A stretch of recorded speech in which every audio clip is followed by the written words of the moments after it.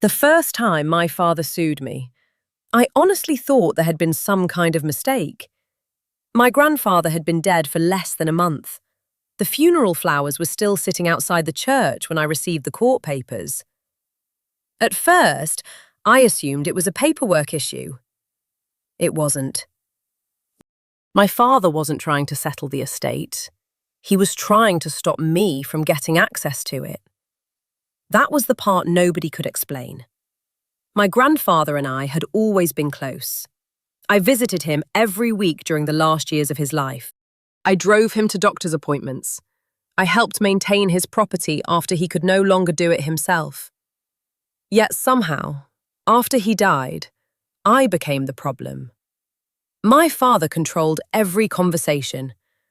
Family members suddenly stopped returning my calls.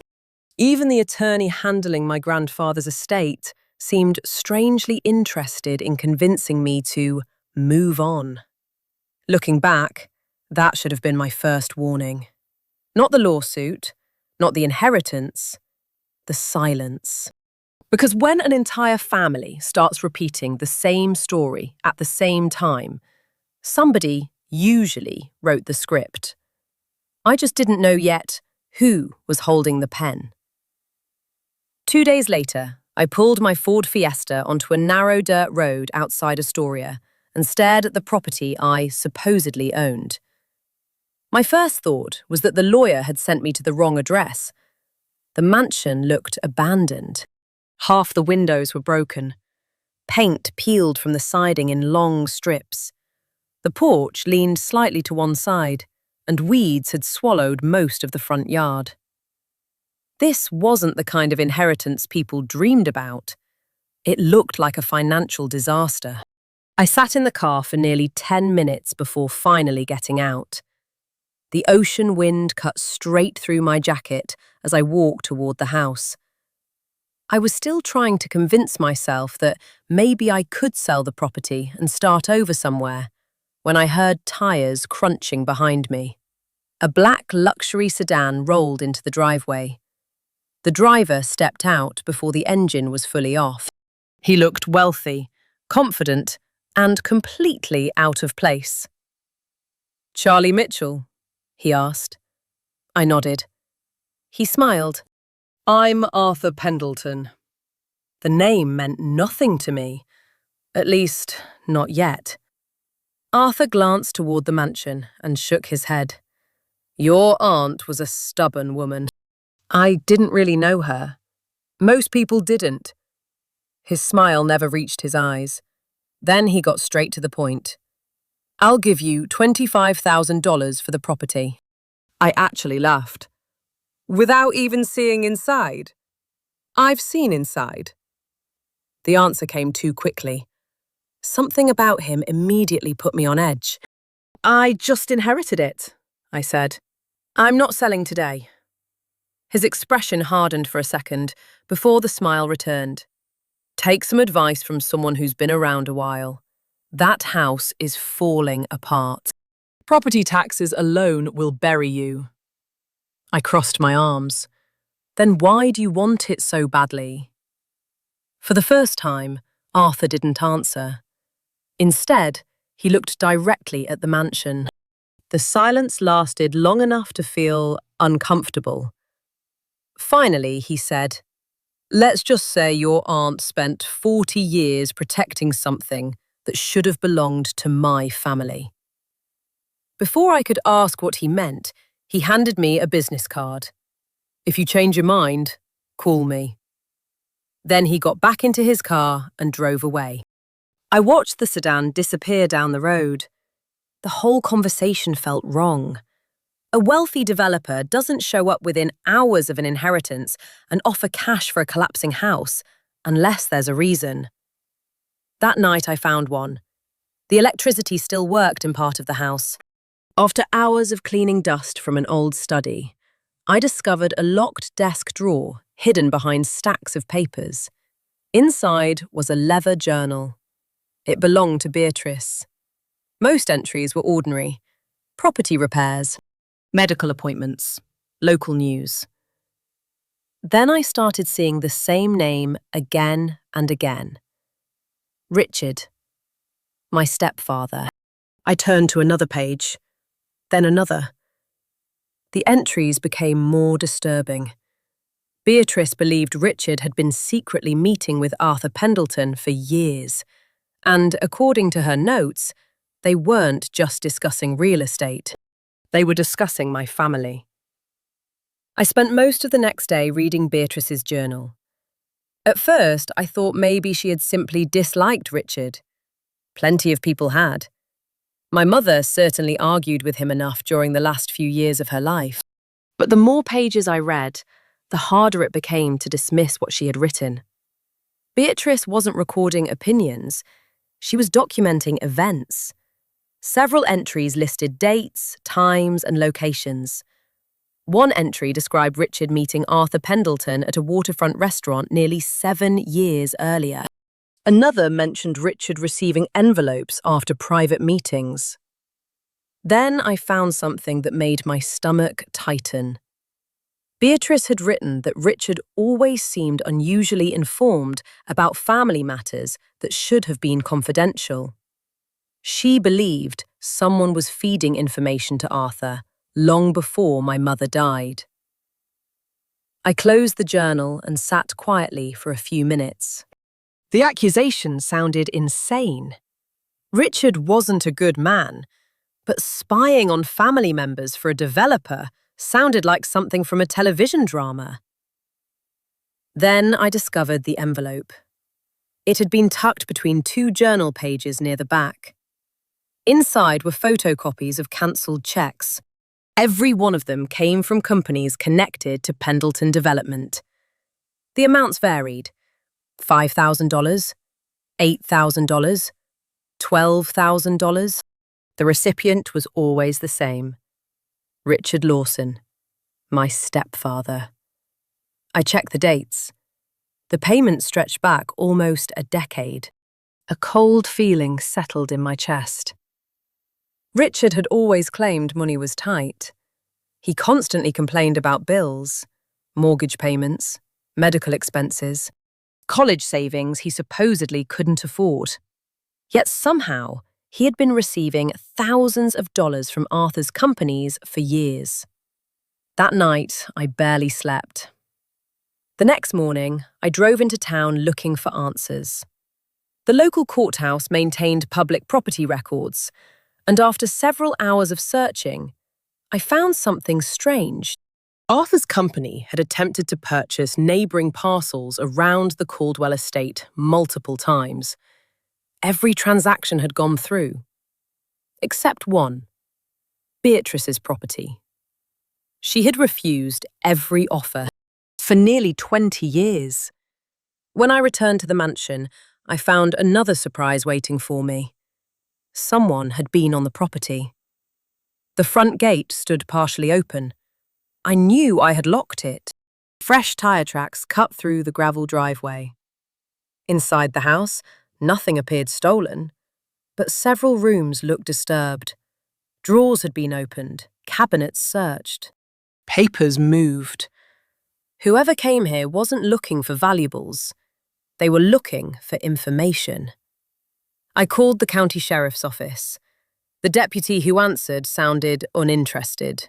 Without evidence of forced entry, there wasn't much they could do. The conversation lasted less than 3 minutes. That bothered me almost as much as the break-in itself. As the sun set, I returned to Beatrice's study. I opened the journal again and flipped through pages I hadn't finished reading. Near the end, one sentence had been underlined 3 separate times. The handwriting looked shakier than the earlier entries, as if Beatrice had been frightened when she wrote it. Richard is not the danger. I frowned. Then I read the next line. Richard is the door someone else is using. For the first time, I stopped thinking this was about greed alone. Someone had been manipulating my family for years, and according to Beatrice, Richard wasn't running the scheme. He was helping it. The following morning, I called the attorney who had handled Beatrice's estate. I wanted answers. Instead, I got more questions. The attorney confirmed that Beatrice had updated her will several times during the last decade. Nothing unusual there. Many older clients did the same. What caught my attention was what he said next. According to his records, Beatrice had repeatedly requested additional legal protections around certain family documents. Then, 3 years ago, she abruptly stopped. No explanation, no follow-up, no further filings. The change didn't make sense. Everything I had read in the journal suggested she became more concerned over time, not less. After hanging up, I returned to studying. Something about the room felt important. Beatrice had spent countless hours there. If she was hiding answers anywhere, this seemed like the place. I spent most of the afternoon examining shelves, drawers, cabinets, and old filing boxes. Nothing. Just before giving up, I noticed a section of wall behind a tall bookcase. The dust pattern looked different. The bookcase had clearly been moved at some point. After nearly an hour of struggling, I finally shifted it enough to inspect the wall. A narrow metal panel had been concealed behind the shelving. My pulse immediately quickened. The panel wasn't connected to electricity. There was no keypad, no combination lock. Just a simple mechanical latch. Inside was a metal tube roughly 2 feet long. I carefully carried it to the desk and opened it. Several documents slid out. The first pages appeared to be legal paperwork. Then I saw the heading, Last Will and Testament. I froze. The version filed with probate had already transferred everything to me. So why would Beatrice hide another one? I began reading. Within minutes, I understood. This wasn't a replacement. It was a protected copy. Every page matched the field version, but attached behind it was something I had never seen before. A sworn affidavit signed by Beatrice. The document described repeated attempts to interfere with family inheritance matters. Specific names appeared throughout the statement. Arthur Pendleton, Richard Lawson. Several dates matched entries from the journal. The affidavit accused Richard of obtaining confidential family information and assisting outside parties seeking control of estate assets. I stared at the pages in disbelief. Then I reached the final section. That's where everything changed.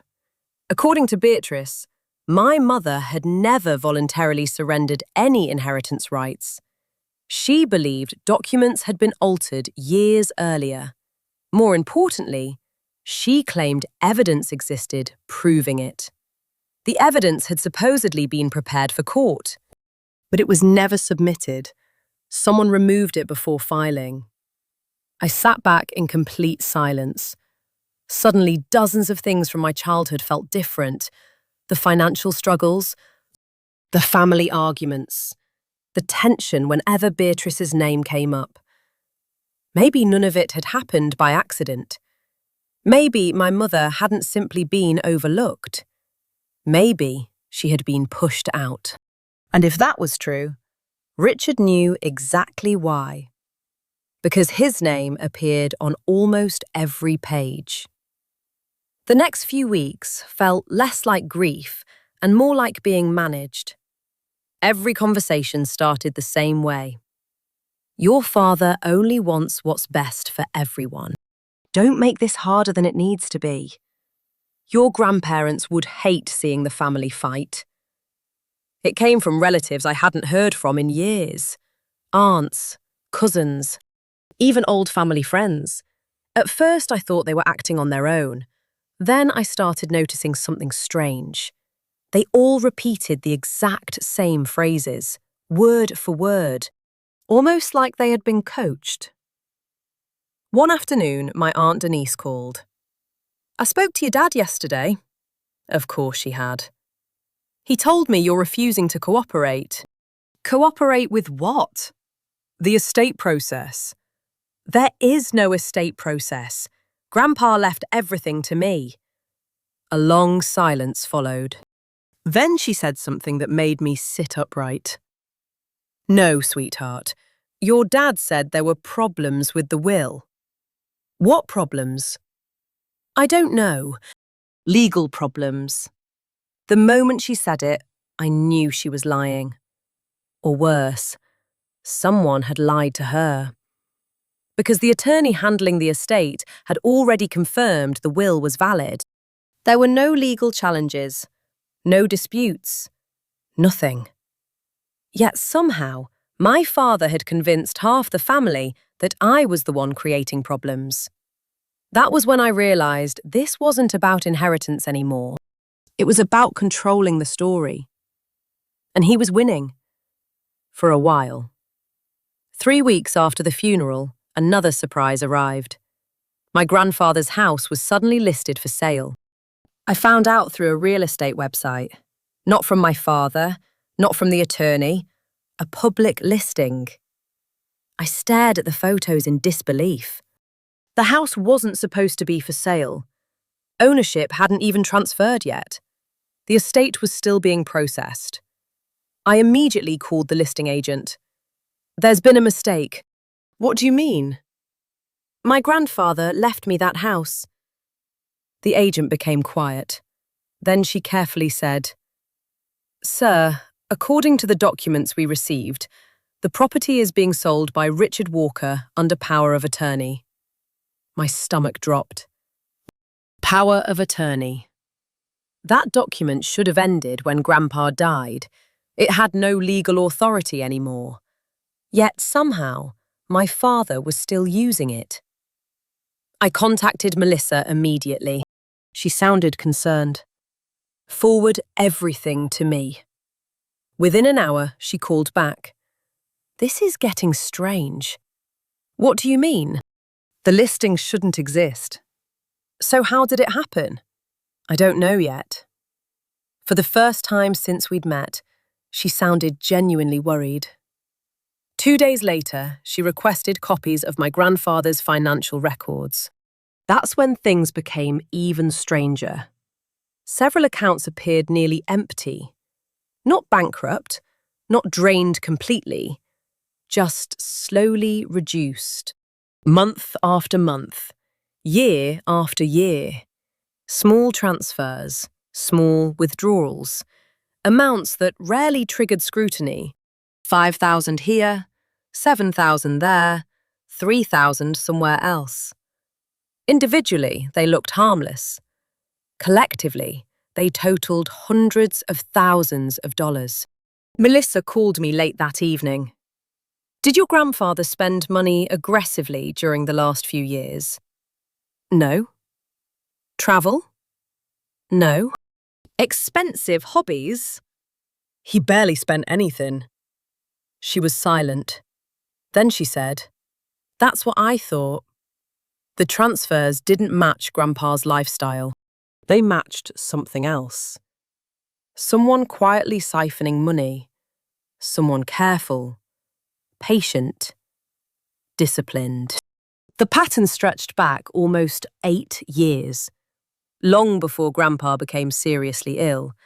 Long before anyone started discussing inheritance. I remember sitting in my apartment, staring at the spreadsheet Melissa emailed. Every transfer eventually led to the same destination. Different accounts, different companies, different names. But somehow they all connected.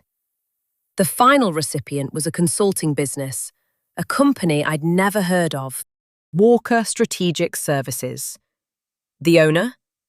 Richard Walker. My father.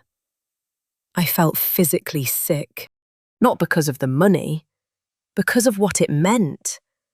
This wasn't desperation. It wasn't a mistake. It wasn't grief clouding judgment. It was planning. Years of planning. Years of taking money while pretending to help. Years of presenting himself as the devoted son while quietly moving assets into his own accounts. I wanted to confront him immediately. Melissa told me not to. Not yet. Why not? Because we don't know how much he knows. What difference does that make? It makes all the difference. She paused. People make mistakes when they think they're safe. For the first time, I understood what she was doing. She wasn't just reviewing documents. She was building a case. And every day, my father believed his story was working. Every day, he believed everyone trusted him. Every day, he became more careless. A week later, I received another call, this time from a retired banker named Harold Jenkins. I didn't know him, but he had known my grandfather for almost 40 years. Your grandfather asked me to contact you if anything unusual happened after he passed. My pulse quickened. What do you mean? There are some records you need to see. What kind of records? A pause. Then he quietly answered. The kind your grandfather kept hidden because he stopped trusting your father years ago. For the first time since the funeral, I felt something stronger than anger. Hope. Because somewhere in those records might be proof. Not suspicion, not guesses, not theories. Proof. And if Grandpa had truly seen this coming, then maybe he hadn't left me an inheritance. Maybe he had left me a weapon. 2 days later, I met Harold Jenkins at a small diner outside town. He looked exactly like the kind of man who spent 40 years working in a bank. Pressed shirt, perfect posture, neat grey hair. The kind of person who noticed everything. He didn't waste time with small talk. After coffee arrived, he slid a worn manila envelope across the table. Your grandfather gave me this 3 years ago. I stared at it. Why you? Because he trusted me. That answer said more than anything else. I slowly opened the envelope. Inside were copies of bank statements, transfer authorizations, handwritten notes, and several printed emails. At first, they looked ordinary. Then I noticed dates. The same dates Melissa had highlighted. The same transactions. The same accounts. Only these documents contained something extra. Annotations. My grandfather's handwriting. Short notes in the margins. Questions. Observations. Concerns. One note read, Richard says this payment is for consulting. Need verification. Another. Amount doesn't match invoice. Review later. Then another.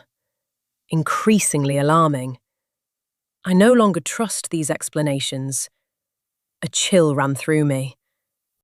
This wasn't hindsight. Grandpa had noticed problems while he was alive, years earlier. Harold nodded as I flipped through the pages. He started tracking everything. Did he know money was missing?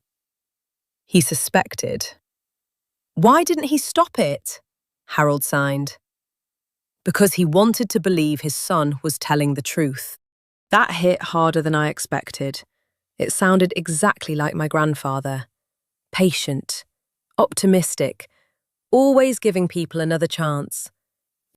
Even when they didn't deserve it. Toward the bottom of the stack, I found something different. A printed email exchange. The sender was my father. The recipient was Grandpa. The subject line read, Quarterly Asset Review.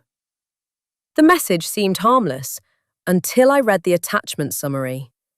Consulting services, property management, estate administration, large fees, repeated fees, fees charged for work that often appeared non-existent. Grandpa had circled multiple entries with a red pen. Beside one charge, he wrote, Never approved. Beside another, Ask Richard for receipts. No receipts were attached. No answers appeared anywhere in the file. I looked up. Melissa needs all of this. There's more. Harold reached into his briefcase. This time, he produced a small flash drive. My heart started beating faster. What is that? Insurance. He pushed it across the table. Your grandfather gave me instructions. What instructions? If Richard ever challenged the will or attempted to take control of the estate after his death, I was supposed to give this directly to you. The diner suddenly felt very quiet. What is on it? Harold shook his head. I never looked. I turned the flash drive over in my hand. It looked ordinary, cheap, unremarkable. Yet my grandfather had protected it for years. That alone meant something. A lot. When I got home, I called Melissa immediately. An hour later, we were sitting in her office. The documents were spread across the conference table. The flash drive sat between us. Neither of us spoke for a moment. Then she plugged it into her computer. Several folders appeared. Most contained scanned financial records. More evidence. More tracking. More documentation. But one folder stood out. Its title was simple. For Michael. My grandfather's voice suddenly felt very close. Melissa opened it. Inside was a video file, recorded less than 6 months before his death. Neither of us spoke. She clicked play. The screen flickered. Then my grandfather appeared. Older, thinner, but completely clear-minded. He looked directly into the camera, and directly at me. Michael, if you're watching this, something happened exactly the way I feared it would. My chest tightened. Beside me, Melissa slowly leaned forward. The next few minutes would change everything. Because for the first time, my grandfather wasn't speaking through legal paperwork. He was speaking for himself. And judging by the expression on Melissa's face, what he was about to say was far worse than either of us expected. The video changed everything. My grandfather looked directly into the camera, calm and deliberate, like a man who had spent years preparing for a conversation he hoped would never be necessary. Michael, if you're watching this, your father has probably tried to take control of my estate. I remember freezing, not because of what he said, because of how certain he sounded. There was no hesitation, no doubt, just certainty. For nearly 20 minutes, Grandpa explained everything. He described years of questionable transfers, repeated requests for documentation that never arrived, invoices that couldn't be verified, businesses that appeared and disappeared. And most importantly, he explained why he changed his will. I didn't disinherit Richard because of one mistake, he said. I disinherited him because he never stopped making them. Melissa watched silently beside me. Grandpa then revealed something neither of us expected. 3 years earlier, he had hired an independent forensic accountant. Not to accuse anyone, to verify the records. The accountant's findings were summarized in a report stored with another law firm in Portland, a firm my father didn't know existed. By the time the video ended, I finally understood what Grandpa had been doing. He hadn't simply left me an inheritance. He had built a backup plan, several backup plans, and my father had walked directly into them. Unfortunately, my father wasn't finished. 3 days later, I received notice that he was formally contesting the will. The filing accused me of manipulation, undue influence, financial coercion, even emotional abuse. The allegations were absurd, but that wasn't the point. The point was delay. The moment the challenge was filed, everything slowed down. asset transfers, property control, estate distributions. Everything became tied up, exactly as he intended. The family immediately rallied around him. Again. Calls stopped coming. Invitations disappeared. Several relatives blocked me completely. One cousin even posted online that I had taken advantage of a dying old man. I realized something important. Facts didn't matter yet. Narratives did. And my father had a head start. For several weeks, it felt like he was winning. Then he made a mistake. A very expensive mistake. One afternoon, Melissa called. Her voice carried a level of excitement I hadn't heard before. Richard filed financial disclosures with the court. So he forgot something. That got my attention. What? He listed several business accounts. And he forgot to disclose one company. My stomach tightened. Walker Strategic Services. Exactly. The same company connected to the suspicious transfers. The same company receives money from Grandpa's accounts. The same company my father had spent months pretending was irrelevant. By leaving it off the disclosure forms, he had done something dangerous. He had created a contradiction. A documented one. Either the company mattered, or it didn't. If it didn't matter, why had it received hundreds of thousands of dollars? If it did matter, why hide it? For the first time, his carefully controlled story developed a crack. A small crack, but enough. Melissa immediately subpoenaed additional records. My father responded aggressively. His attorney filed objections, delays, motions, complaints.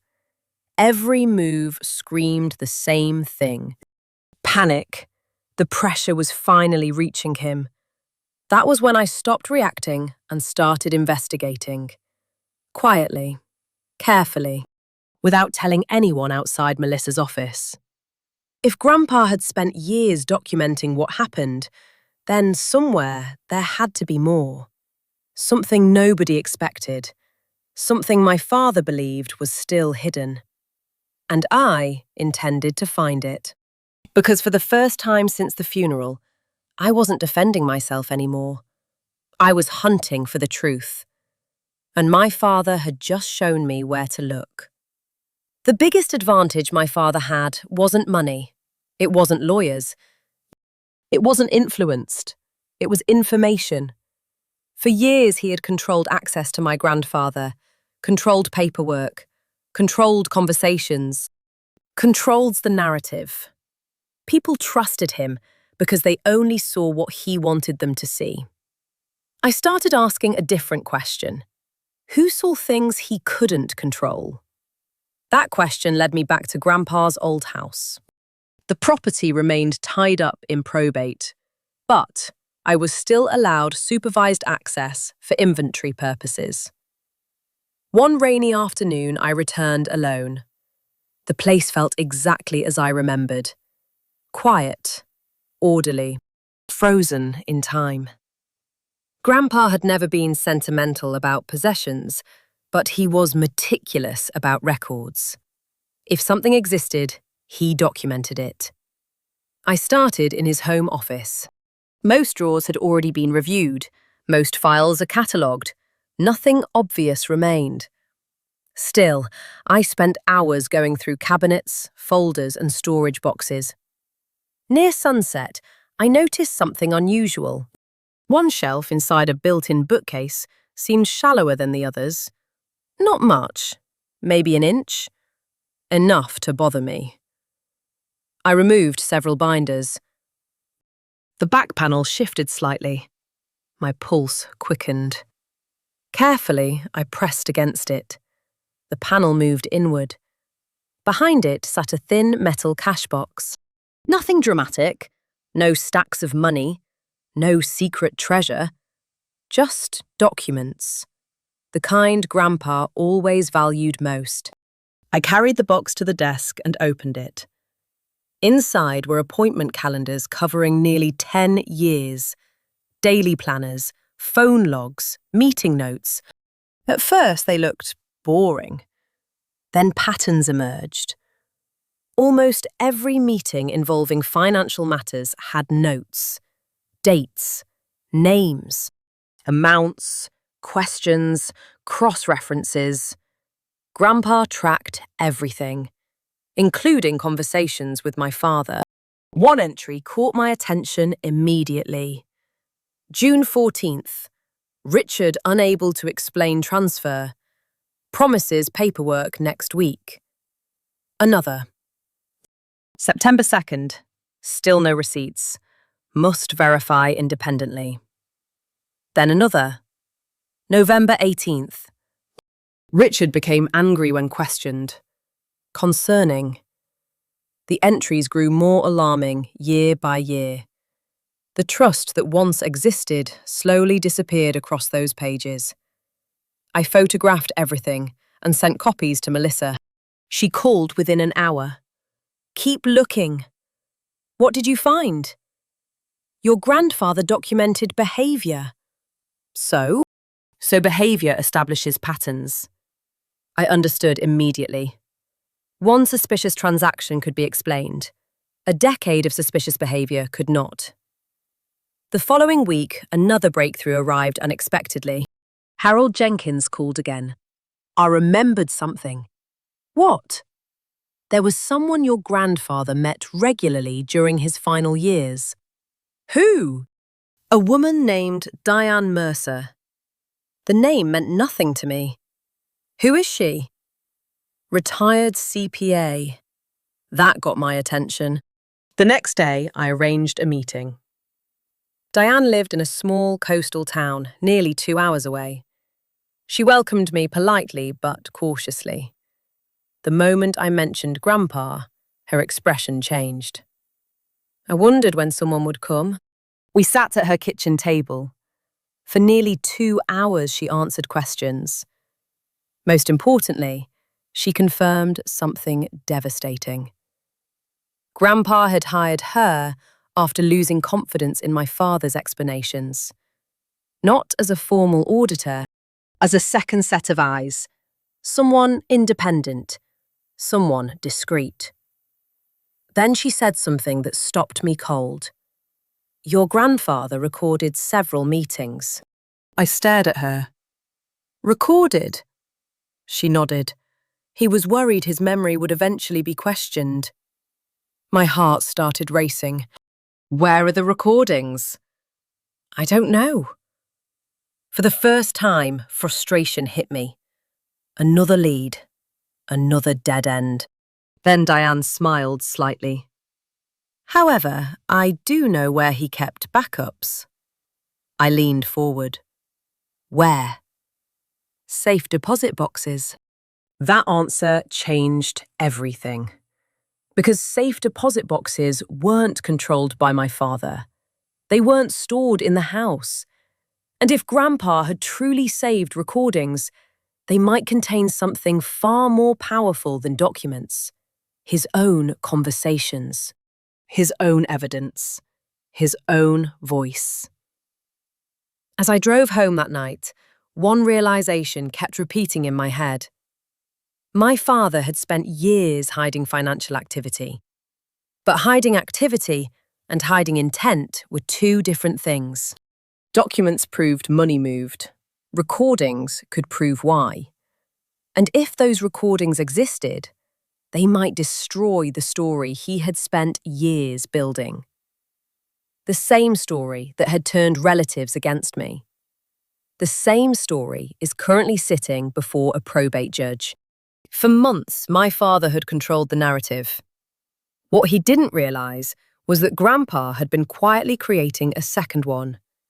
A version supported by records, witnesses, timelines, and maybe, soon, his own voice. The deeper I dug, the clearer the picture became.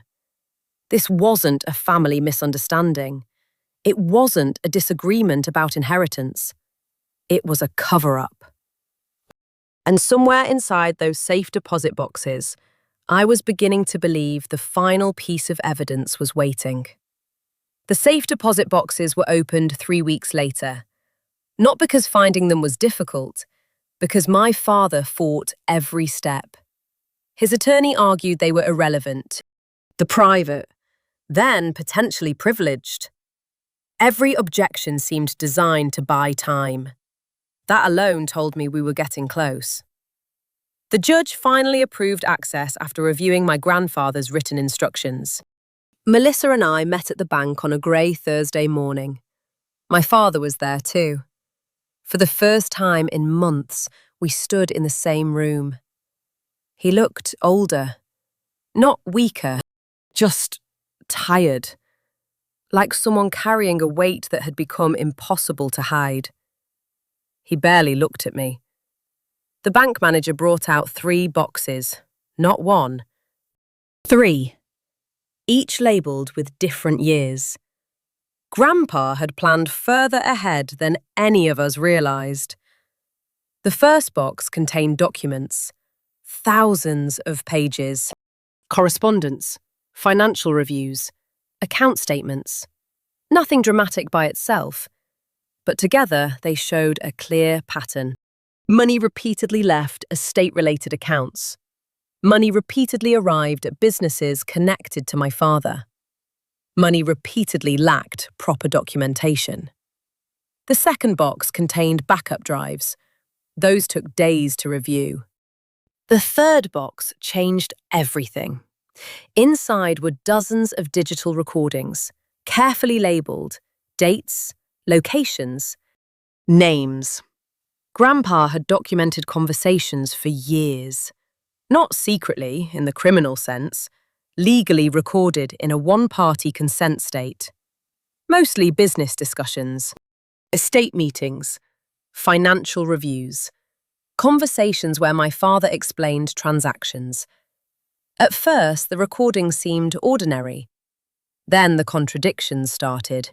On one recording, my father claimed a consulting fee was approved. Months later, another recording captured Grandpa questioning the same payment. No, Richard, I never approved that. The room would go quiet. Then my father would change the subject. Again and again. The pattern repeated. Not proof of theft, but proof of deception. The probate hearing began 6 weeks later. By then, the family drama had reached its peak. Relatives filled the courtroom. Some supported me. Most supported my father, at least publicly. I sat beside Melissa. Across the room sat my father and his legal team. For a moment, I remembered being 10 years old, watching him coach my Little League games, helping me build model airplanes in the garage, teaching me how to drive. That was the hardest part. The villain in my story wasn't a stranger. He was my father. The hearing lasted 2 full days. His attorneys attacked everything. The will, the witnesses, the forensic accountant, the recordings. They argued Grandpa had become paranoid, confused, manipulated. For a while, it seemed effective. Then Melissa began presenting evidence, one layer at a time, never rushing, never dramatizing. First came the financial records, years of unexplained transfers. Then came the hidden company, Walker Strategic Services. The company omitted from court disclosures. My father's explanation changed 3 different times. The judge noticed. Everyone noticed. Then came testimony from Diane Mercer, then Harold Jenkins, then the forensic accountant.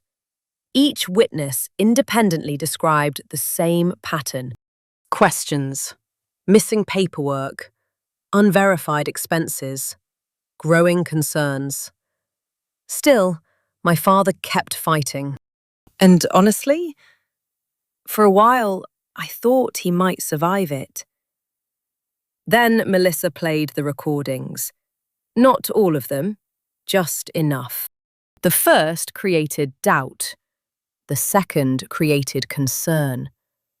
The third created silence. In it, my grandfather directly confronted my father about a series of transfers. Richard sounded frustrated, defensive, cornered. "Why are you tracking every little thing?" Grandpa answered calmly. "Because it belongs to the estate." Then came the sentence that changed the room. My father said, "It'll all be mine eventually anyway." Nobody moved. Nobody spoke. Even his attorneys looked stunned. The recording ended. The silence lasted several seconds. The damage lasted forever. But there was still one final piece. The piece Grandpa had apparently saved for last. Near the end of the hearing, Melissa introduced a document discovered on one of the backup drives. A signed memorandum written by Grandpa, dated 18 months before his death. In it, he explained exactly why he changed the will. Not because of a single transaction, not because of a family argument, because he no longer trusted Richard to act as a fiduciary. The memorandum referenced supporting evidence that had now been independently verified. The judge spent nearly an hour reading it. When proceedings resumed, something had changed. Everyone could feel it. The story my father spent years building was collapsing. Not from one dramatic revelation, from hundreds of small truths aligning together. One fact, then another, until there was nowhere left to hide. The ruling came 2 weeks later. The will stood. The challenge failed. The estate remained under my control. More importantly, the court ordered additional investigation into several financial transactions connected to my father's businesses. The inheritance battle was over. The consequences were not. Afterward, family reactions were mixed. Some apologized. Some disappeared. Some never acknowledged what happened. A few continued defending my father despite everything. That surprised me less than it should have. People rarely abandon beliefs overnight, especially when those beliefs protect painful truths. The hardest conversation came a month later. My father called. Not through attorneys, not through intermediaries, directly. I almost didn't answer, but I did. For several seconds, neither of us spoke. Finally, he said, "You think you've won." The words sounded exhausted rather than angry. "I never wanted to fight you." He laughed quietly, a sad laugh. "That's not true." Maybe he was right. Maybe part of me had wanted the fight, wanted vindication, wanted justice, wanted someone to finally say Grandpa had seen the truth. Then my father said something I never expected. I told myself I deserved it. I closed my eyes. Neither of us mentioned money. We both knew that wasn't what he meant. Years of rationalizations, years of entitlement, years of convincing himself that future ownership justified present behavior. For the first time, he sounded honest. And somehow, that hurt more than all the lies. The call ended a few minutes later. No reconciliation. No dramatic forgiveness. Just silence. The kind that comes when two people finally understand what has been lost and what cannot be rebuilt. A year later, the estate was settled. The house remained in the family. The investments were protected. The legal battles were finished. People often ask whether the inheritance changed my life. The truth is that Grandpa's money helped, but the inheritance wasn't the most valuable thing he left me. The truth was, for years, He quietly documented reality while others controlled the story. When everything finally came to light, the money mattered less than the proof. My father lost more than a court case. He lost the trust he spent a lifetime building. And I learned something many people don't discover until much later in life. Family loyalty matters. But loyalty without accountability becomes permission. Grandpa understood that before anyone else. In the end, he didn't leave me with revenge. He left me the evidence to choose truth over fear. And that turned out to be worth far more than the inheritance itself.